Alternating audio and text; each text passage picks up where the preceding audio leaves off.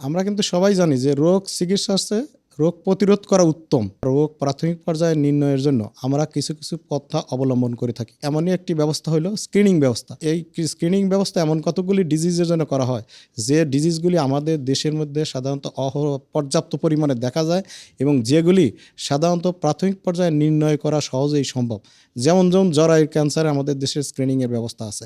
এখানে আমরা একটা ভায়া টেস্ট বলে থাকি, visual inspection of cervix by acetic acid. এক ধরনের অ্যাসিড আছে যেটা জাস্ট ওখানে দিলেই যদি কোনো অ্যাবনর্মাল থাকে বা টিউমার বা কিছু থাকে বা কোনো পরিবর্তন থাকে সে অবস্থায় কিন্তু সহজেই বোঝা যায়। যারা সুস্থ মা বোন আছেন 40 বছরের ঊর্ধ্ব, কোনো কোনো ক্ষেত্রে যাদের ফ্যামিলি হিস্ট্রি থাকে তাদের কিন্তু 25 বছরের উপরেই সাধারণত এই ধরনের স্ক্রিনিং ব্যবস্থা নেওয়ার জন্য আসতে বলি।